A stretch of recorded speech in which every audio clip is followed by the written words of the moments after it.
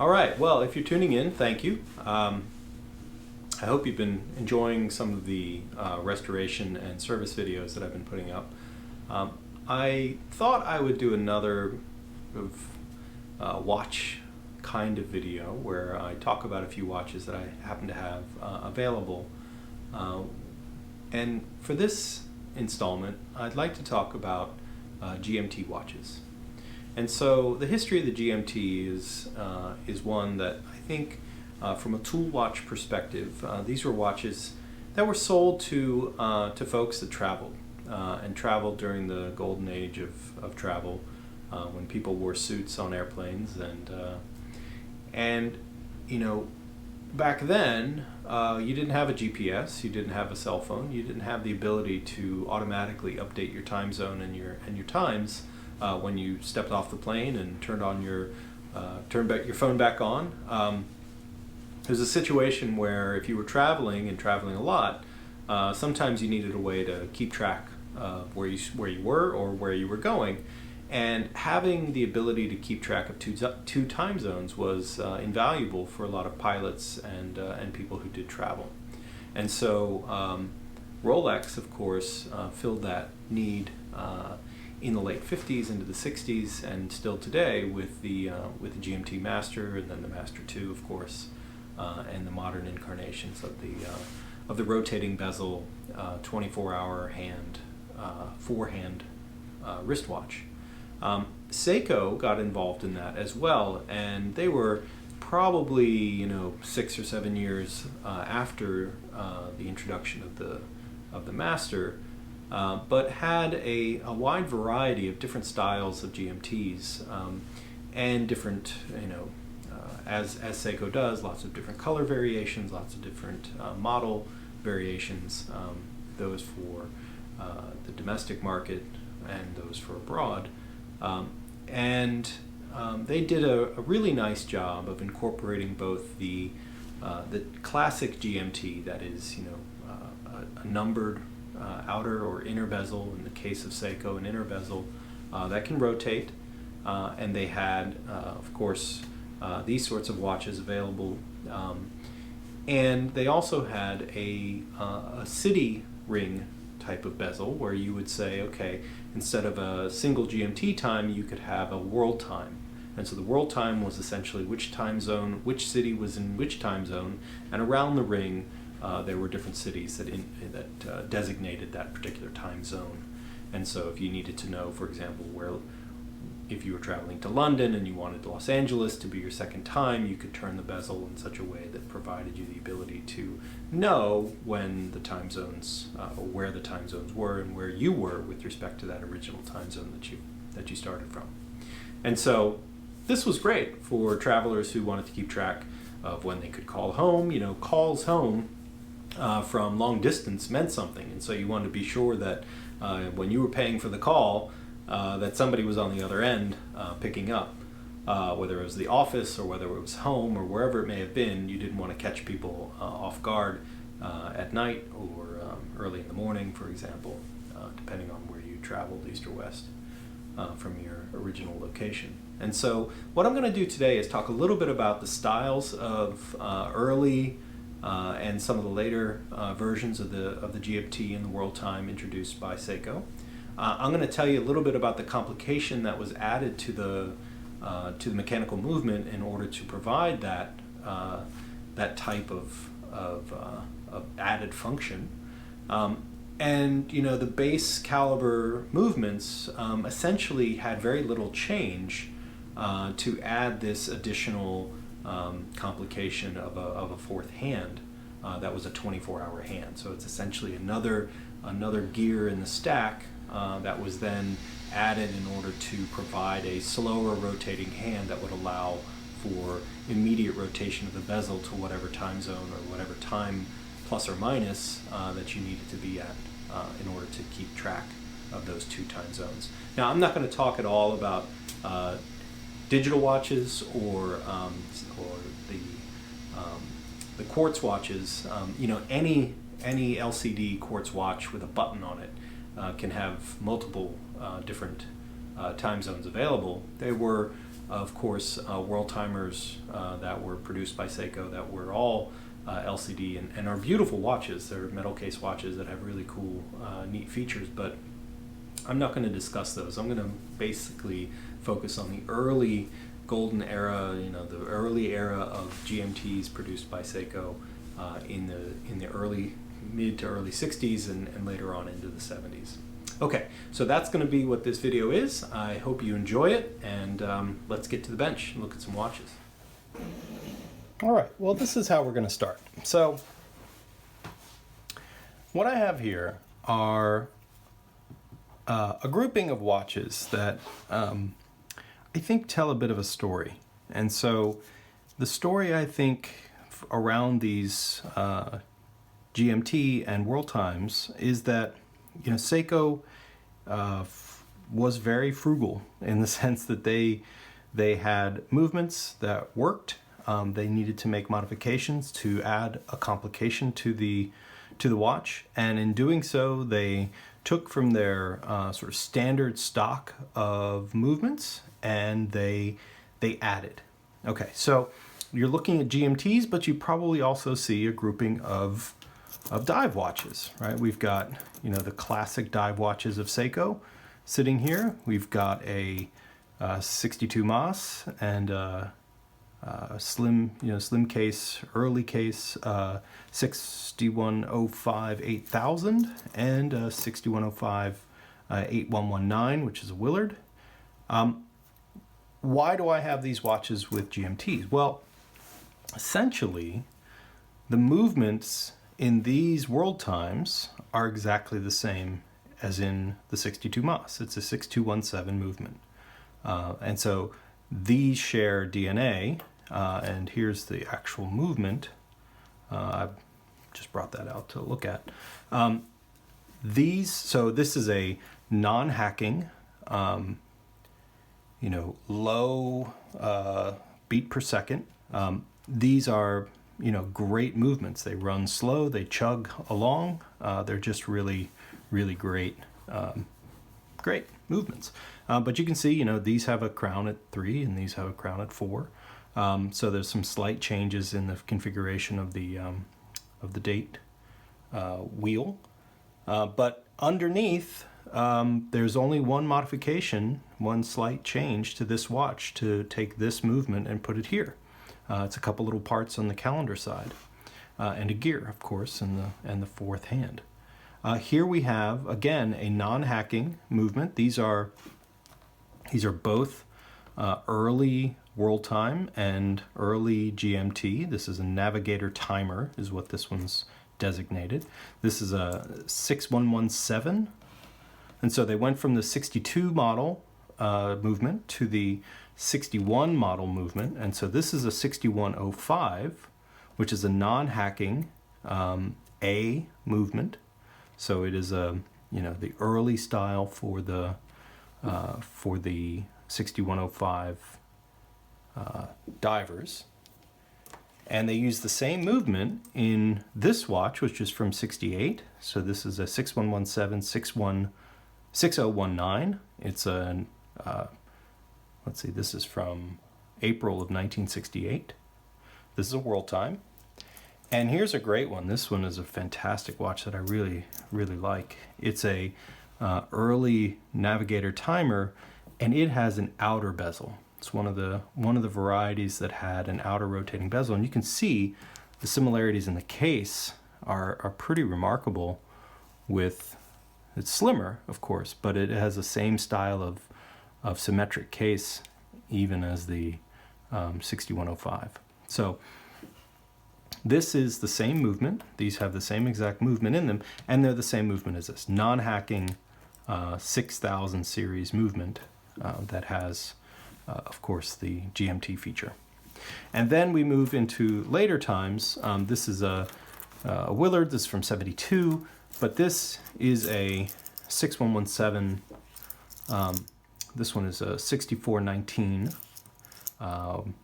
resist. It's from 72. So these are the same year movement, and they're the same movement. Other than the gearing that makes this a 24-hour, these two things share exactly the same under under the hood, they are identical.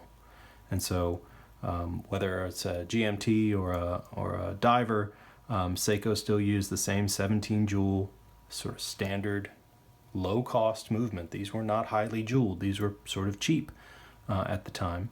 And they were utilized in a way to maximize, efficiency and cost. You could essentially just switch these out. The main plates on these movements are exactly the same. This is what's amazing to me is that this is a $300 or $400 watch, and this is a $3,000 or $4,000 watch, and on the inside they're identical. This one's actually slightly more complicated than this. This is a really, really low end sort of movement by comparison. So there are divers here simply because Seiko was very good at adapting their diving watches to be useful for other things. Okay, so we wanted to focus mostly on the GMTs and the WorldTime, so let's start at the beginning.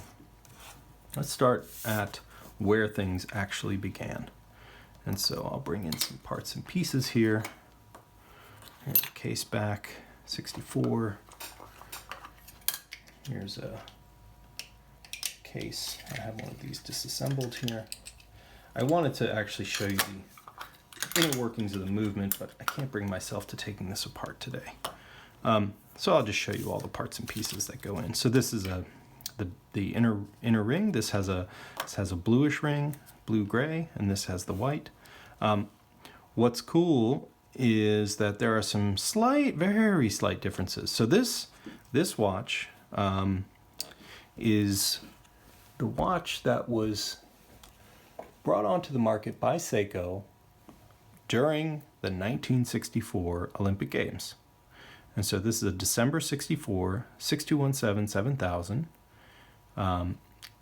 proof dial, proof back, snap-on back. It's got the flame for the Olympics. I think you can still see that. This is one of the ones that hasn't been worn down to just the serial numbers, which is kind of nice. You can see what happens if these get worn quite a bit.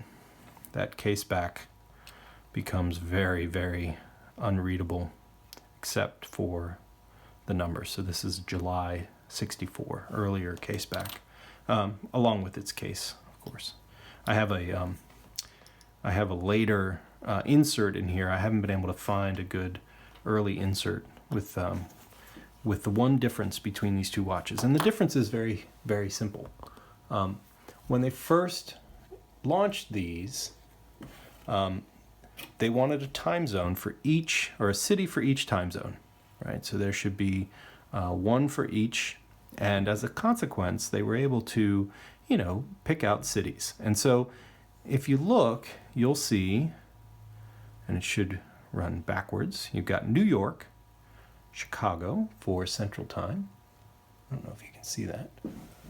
Make sure you can. New York, Chicago, Denver, Los Angeles. So very much a US-centric city ring. If you look at the later one, you will see New York, Mexico City, Denver, Los Angeles. And so what they did was they said, okay, that's a little too much America. Let's put some Central America in there, and they put in Mexico City instead of Chicago. Anyway, so this WorldTime is kind of neat. It's a little less functional perhaps than a true GMT, but the way it works is pretty straightforward. Let's say I want to know. Let's say I have just gotten off a plane in New York, and it's, I don't know. Let's make it 1 o'clock in the afternoon. Okay?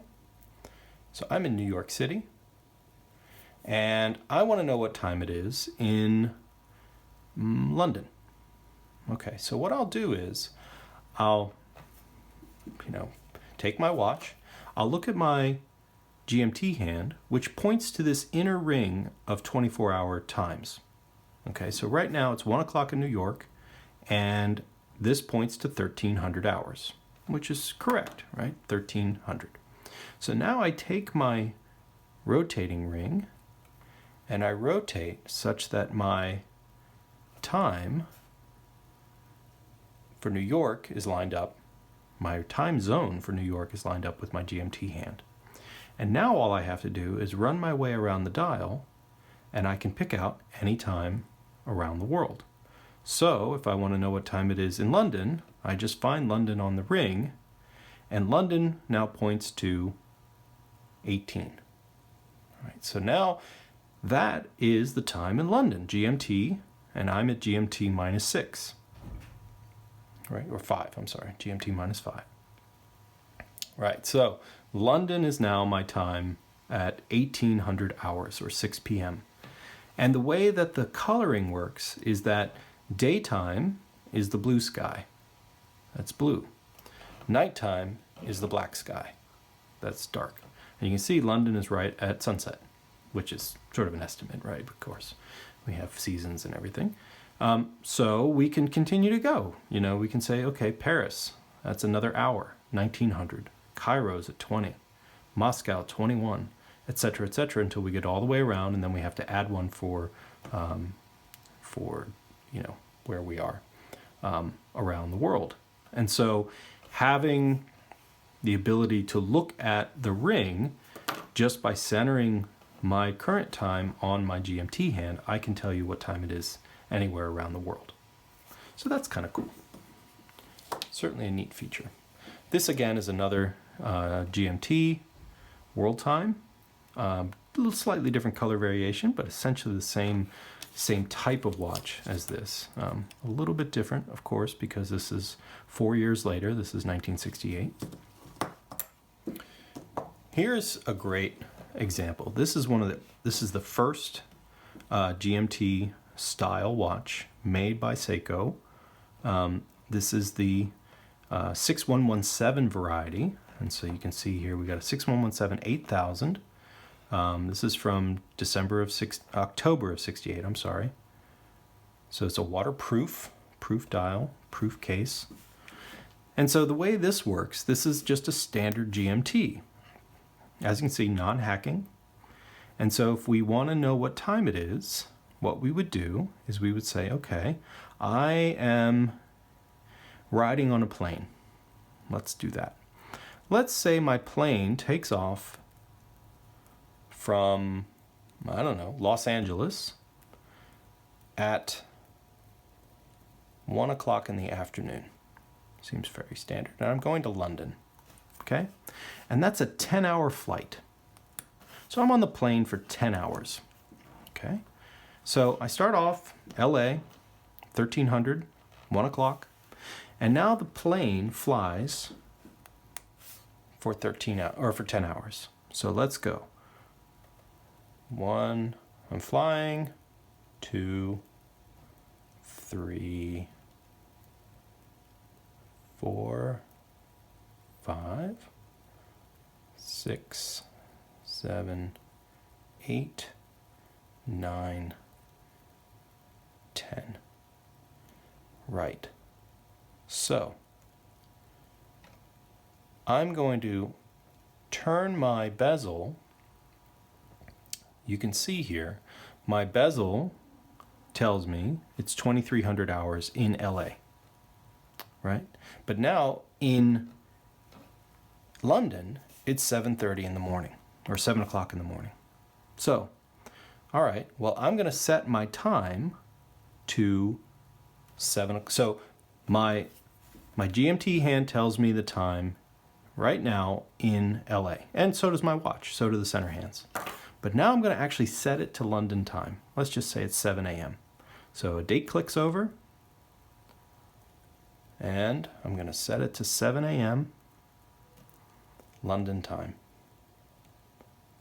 Right? And now I turn my bezel